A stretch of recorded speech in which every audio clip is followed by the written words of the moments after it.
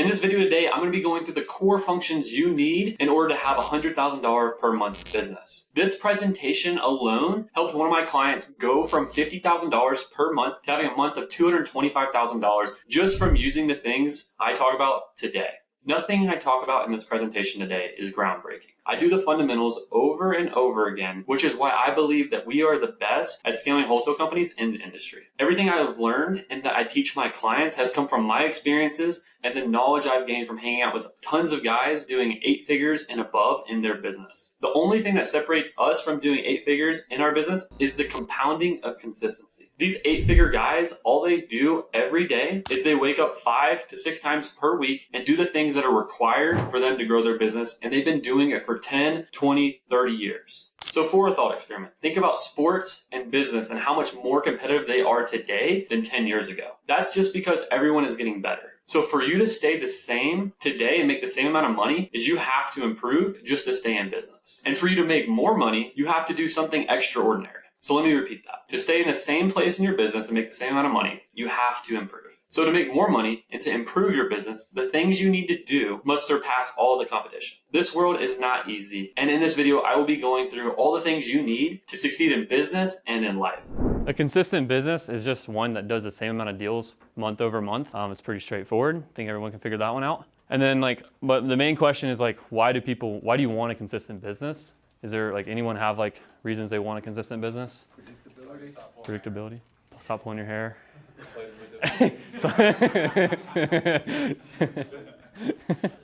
Anyone else? Replace day job. Replace your day job. Anyone else got anything? For me, it's lifestyle, and also lack of stress. Because I think who was it earlier? Wyatt. When Wyatt was talking, the lack of structure and predictability creates definitely a lot of stress. So that's a whole nother big one. So how do we build consistency in our businesses? As Nakeeb said, we do the fundamentals every time, always, and perfectly. We also need to have a high standard of excellence for yourself and your team, because whatever standard you let your team fall to or yourself fall to, that is the standard that you will perform at. And then we need to make sure we hit our measurable goals every single time. So we talked about that some in Nakeeb's his presentation as well. It is coming soon. You're gonna be dropping the game like Hermosi. Cool, so what should we take away from this presentation? The 3 main things we're going to do in this presentation, we're going to be going over a business operating system that will allow you to build a predictable and consistent business. Number 2 would be being able to understand how to project and analyze your business. And then number 3 would be having the ability to assign numbers to yourself and your team. And it's going to come from number 2. So what's a business operating system? Basically, this is just a way that we choose to run our business. So it's the methodology and the structure we use to basically operate a business. Same thing a computer works, right? So examples would be EOS, like Traction, Empire, Sharper Process, that's their thing, and then scaling up, etc. We paid Sharper Process like 20 grand to learn what an operating system is for a business. So, and that's what I'm going to be showing you guys today. What's the core pieces of a business operating system? Number 1, these are the 3 that I believe are the most critical. There's obviously other parts, but these are the 3 most important pieces. 1, leadership meetings. So we're going to be going through each one of these. 2, morning huddles, so meeting cadences. And then 3, having a documented money-making process so that it's repeatable. So let's go over leadership meeting. Basically what this is, it's a 60 to 90 minute weekly meeting where you guys are going through with the decision makers of the business who are pushing it forward, the biggest problems. And here's an example of how we run it. So basically we run this in Asana, and can everyone see this in the back? It's kind of maybe a little bit tough to see. But basically what we have here is this is an Asana board, and this is how we run the meeting. So we start the meeting with good news and gratitude, it's 5 minutes. Then we go through what we call our measurables to right here. So it's like your manufacturing line KPIs. If you have rocks, we go through our rocks. You have to-dos, make sure those are all good. So these are all 5-minute segments. And then after that, we go to our issues list. So throughout the whole process, we're putting things on the issues list. So if we're going through measurables, and we have our measurable number for the week, let's say we miss leads, it goes on the issues list and we talk about why we missed. If we miss our appointments, it goes on the issues list and we're going to talk about it. And on the issues list, and same thing with rocks, if we miss our targets, and I'll be talking about more in depth of all these things as we go through the presentation. But if we miss something, it goes on the issues list, and that's the meat of what we're doing each basically week on the leadership meeting. So The issues list basically is just the biggest issues that you have in your business, and we want to solve them. Basically, what we have here, here's how we track our measurables. So you can see over here on the right, we have the weekly totals, so we have our total on the top, so we need 72 book calls. Per week, we need, that says 61, but it's definitely not 61. It's 72 divided by 13, so whatever that number is. And then you can see here, we have, sorry, Morgan, we have the totals of how many we have on each week. So this date, total for the week, total cumulative, and then how many we're behind. So right there you can see, initially we were behind 8, then we were behind 1, and then now we're behind 0. So the important piece of this, and I'll go through this later, is your measurables are gonna change if you miss them. Because if you miss your measurable by 10 a week before, then you're definitely gonna be off target for your monthly goal or your quarterly goal. And then, like I said, if you miss it for the week, it goes to the issues list. And basically I wanna go through a couple examples here of like how we basically identify an issue, how we go through it, and etc. So these are just a couple of the issues that we have. And what we wanna do is we want to look at them and figure out what's the most important one. We want to spend the most time on it. So a lot of books you'll read is like 5 minutes per issue. I really don't like that because I think that means you determine all issues to be the same importance, which is not true. So there's always one issue that's more important than the others. So that's what we're working on. So we want to spend the most time on the highest basically ranked issue and then solve it. So we're going to identify it. What's the actual problem that's causing this? Then we're going to discuss it. What's the possible solutions? And then we're going to actually create an action plan to solve it. And then move that action plan, if you go back up 2 slides, we're gonna move that issue to a to-do and send it out to the people who need to do the things that need to be done, and we're gonna put a to-do date on when it's done. And then we make sure those are done every week like Nakeeb said. All right, so I just basically went through this main piece, but if we go through another one, let's like do an example right here. So scroll up, go back up to the issues list, down 1. Okay, so if we were going to look at this, the number 1 issue we have right now is like hiring salespeople. So the very bottom down there. So what we do is one, like Nakeeb and Ollie said, is that they talk about it whenever it becomes an issue and like you try to game plan it as soon as you can. But sometimes it's like Saturday and we realize it's an issue and we have our meeting Monday. So what we would do is we would talk about this, hiring salespeople. Well, what's our issue? We don't have any applicants. How are we gonna get applicants? Well, we're gonna create a Wise Hire account. We're gonna post a job ad. We're gonna then have a process for it. So we basically created a hiring process. What's our interview questions gonna be? Who do we want to interview, etc. And we just put to-dos down and then we sent those out to the right people. That's a very simple example, but that's like what it was. So just creating a plan and then executing it like Dwayne said yesterday. So go down to the next one, go to the next one. So this issues list makes sense. That's like the most important piece. And you're gonna spend, like I said, it's a 60 to 90 minute meeting. So you're spending 45 minutes to 60 minutes there per meeting. What's up? I just want to clarify on something you said. You said if you miss once, your measurables change. So for example, if you need to hit 21 offers a week, and then you miss the previous week, you hit 17. That means now you take the difference that you missed, add it to the rest of the weeks. Yeah, go back up to one more. Yeah, this one. All right, so yeah, so basically the way it is, this is the date, so 8/6 is like the Monday. 10 is how many book calls we had that week. Total, 10. We're behind 8, so our goal is 18.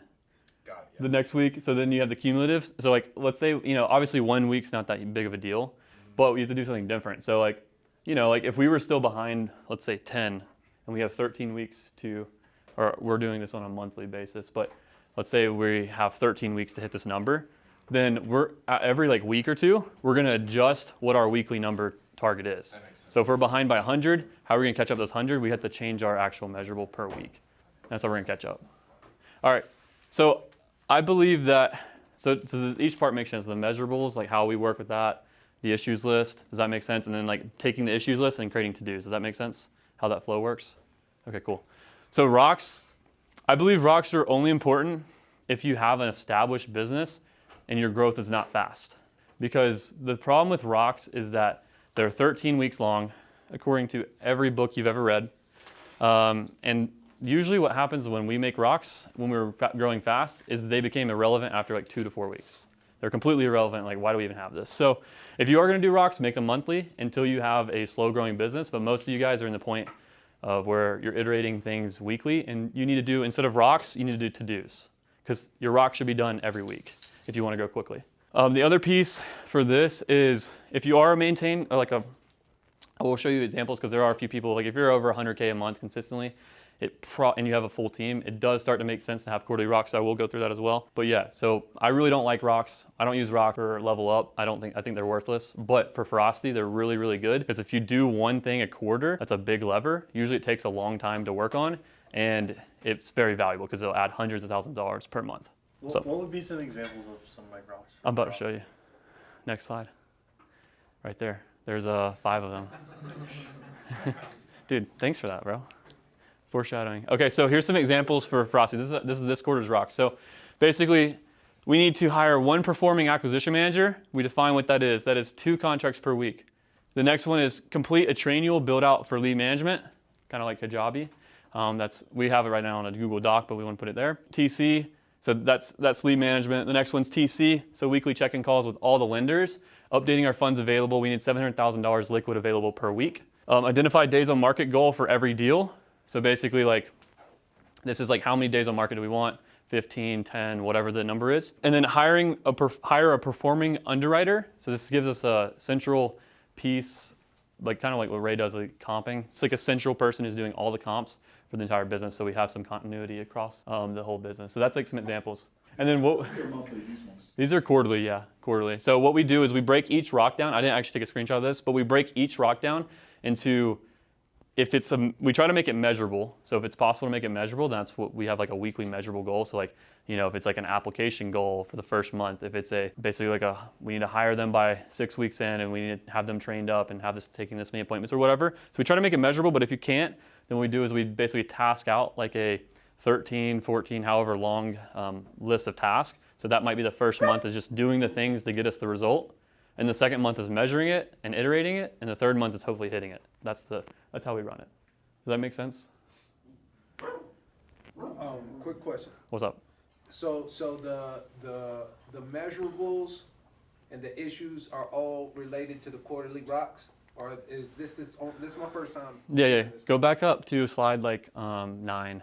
Okay, so basically so the way the meeting works is we come in, good news, what are you grateful for, blah, blah, blah, blah. We go to quarter rock measurable. So everyone's assigned a measurable. So I would go through leads, how many leads we have. I'd state it. Yo, we missed this week. Let's put it in the issues list. Boom. Then we go to rocks.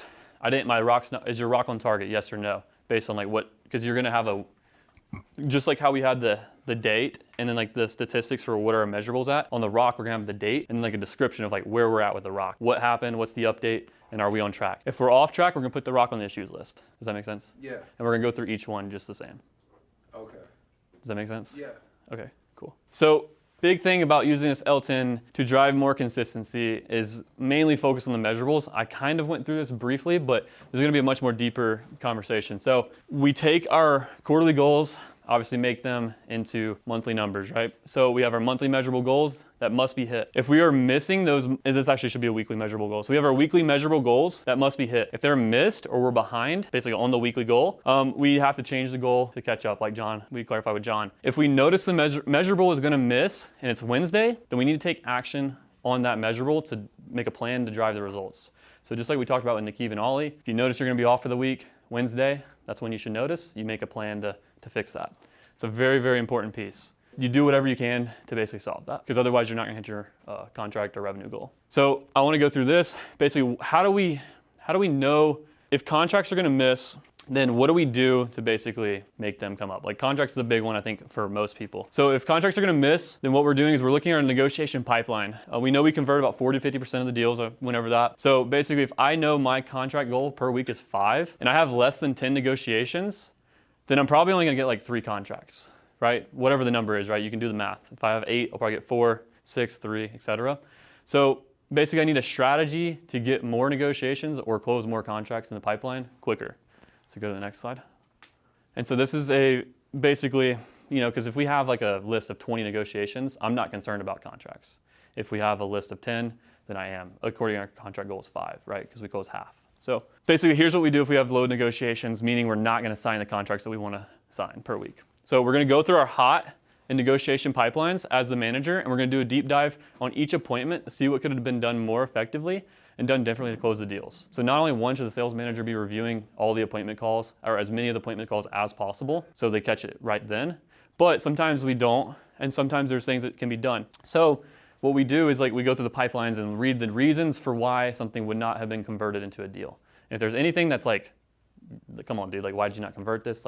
Or what we can coach or create a creative problem solving scenario or talk track around it, then we're going to basically game plan each individual deal. And we do that every week with an individual pipeline meeting with our team. So we should be doing this anyways, but if we're low, then this is the first thing we're going to go and do. Second thing we're going to do is we're going to go, these are in actually no specific order. These are just some things I thought about. We would go to our CRM and we're going to send a mass text out saying that like, hey, I may have a way we can pay you more for your property. Basically getting people to opt in, come in, and basically qualify them and give them an offer. It's another way just to generate more demand. Another thing we can do is we can go back through all the people who have an asking price and an MAO where it's close. So basically we can almost pay what they're asking for, and it's like the low-hanging fruit. So if you don't have a way to look at that every single day, I mean, that's like a very, very high value piece of information, because if the price is right, then it's definitely a sales issue for why we didn't close it. So the last thing would be having our AMs take some newer leads, because if they basically can't convert any appointments fast, then sometimes if they talk to maybe more pay-per lead or other leads quicker, then we can convert them faster if they set the appointment themselves. So those are a few things that we can do. Most of it's going to come through sales management of the pipelines and reviewing calls quickly. But long story short is you need a plan to at least get somewhere to start executing. All right, so the next thing is morning huddles. So a lot of you, I know we talk about it a lot, so most of you do have this to my knowledge, but it's 5 minutes good news, 5 minutes KPI reviews, then 5 to 15 minutes of like what we're doing today, and then like what training needs to be done on today's activities execution. So like, example, like I have a seller, his objections, like his partner or whatever, how do I handle it, like train on that example. Then what we're gonna do is we're gonna have a specific training for 15 to 30 minutes of your choice. So it could be like Dwayne, where he does like a Monday to Thursday type thing. It could be like where you do, we do like 2 role plays, 2 live calls, and then like per week, and then like a sales training type thing, like listen to Steve Trang or Chris Voss or whatever. So sales training of your choice. And then for the KPI review, here's like an example stoplight report. So obviously this is in the program. If you don't have this, message Braden, he'll send it to you. Building your money-making process, this is the last piece. We already did this on yesterday, but I just want to reiterate that this is a very important piece to build consistency in your business, because if you don't have a consistent process, then there's no way you're going to have a consistent business. So just want to make sure that this is very, very critical, because there's usually 2 reasons why something is not working, and it's either the people or it's the process. And I always like to start with the process, because that's very easy to check and see if it's working. And it's just like hey, you're not doing this right. You're not following this part of the script, you're not doing this, or something's broken, like the leads aren't coming in. If it's the people, technically they're sometimes aligned because the people aren't following the process, and that's more of a people problem, and that's a, maybe a sales training issue or maybe an accountability issue. So those are the 2 things that could be wrong. And then basically right here, I'm actually gonna sit down at the computer to do this one. But what we're gonna do, and this is like the actual exercise we're gonna do today. All right, so here's the exercise that we did. I did it on the screen, it was way too small. So we're going through right now. So let's take, for example, you're a company that's doing 2 contracts per month, and we wanna model out what it looks like for you to be successful. So there's really 2 things. 1, you need to know your KPIs, and then 2, you need to understand what you wanna do in the future. And then really the third thing that rounds this out is you need to be able to create a plan to get you to that future goal. So let's just say, for example, you're doing 2 contracts a month, and to keep it simple, we'll just say these are your numbers. So, your baseline numbers are what they are, but you basically need to understand what your business converts at on a regular basis. So if I'm doing 2 deals per month, and let's just say I want it, or 2 contracts per month, let's just say I want to get 4, let's say I want to get to 6, let's say I want to get to 8, whatever it is, right? We'll just use these scenarios for right now. So double, triple, quadruple. So for me to go from 2 contracts per month to 4 contracts per month, 1, these are the measurable changes that need to take place. So I need to basically have a weekly number, and this is going to be divide that by however many weeks in a month. So we'll do 4, and then you can basically just come down the line and do it like this. I'll just kind of get the math. So basically, you're going to need 20 leads, 5 appointments, 4 offers, 1 contract per week. That's your weekly numbers. So what do I need to do in order to actually get there? That's the question that people struggle to like really comprehend. This is where people usually need the most help. So let me get these all here. This is the lead, appointment, offer, contract. Okay, so this is here. Now the things that I like to do is I like below my my column is I like to plan out things that have to happen. And these things are going to be people, processes, markets, exit strategies, marketing channels, marketing budget, all these different things. So, basically I'm going to have to look at this and say, Basically, I'm going to have to look at this and say, okay, well, what needs to happen to my marketing budget for me to get to 80 leads? Well, I'm going to need to double it. Okay, so I got 2x marketing budget. Okay, well, what does that look like for me to 2x marketing budget? Well, the things for me to do to 2x marketing budget is I need to hire 2 more cold callers. Okay, hire 2 more cold callers. That's what I need to do. And I need a training process. Okay, these are the to-dos for me to do this. Okay, great. Now, once I have this, I should be good. Maybe I need more data. Okay, now I know I need more data. So this is what I need to really double my marketing. For me to double my appointments, can I manage this amount of leads coming in and set these appointments with my current team? If you don't have a lead manager, the answer is probably going to be close to no. But if you do, you should easily be able to do this. So, let's say hire a lead manager, or maybe train LM better, or maybe it's something like better CRM organization. These are going to be things that need to be done in order for us to hit this appointments goal. Appointments completed. Okay, cool. Do we have the capacity right now to take 16 appointments per month, which is 4 per, do 4 offers per week? If you're doing it yourself, you should have the capacity. If you have 1 acquisition person, you should have the capacity. That should be more than enough. It's not even close to being an issue. So there's really nothing you need to do on that end. And then the contracts end, you're already keeping everything the same on who's closing the deal. So that's all the same. And then your deal size is the same. So you don't need to do anything. That's literally it. But now let's maybe change the world that we're living in and say that, we want to make $60K per month, but we only do average of $10,000 per deal. So all of our numbers are the same, but one of the other levers we need to add in is we need to double our deal size. So what are some things we can do to double our deal size? And we're going to plan this out. So things we can do is MLS strategy. We can do wholesales. Wholesales, if you're not doing those and you're wholesaling, that's a big missed opportunity there. It's honestly how we've done so many 6-figure deals in the past year. But anyways, from that, you also need to maybe it's a new market, maybe market change, because your market is, you're doing low price homes. So, what we look at is we want to see markets that are $350,000 or above and median home price, because that tells me that, hey, there's the ability for us to have huge spreads in this market.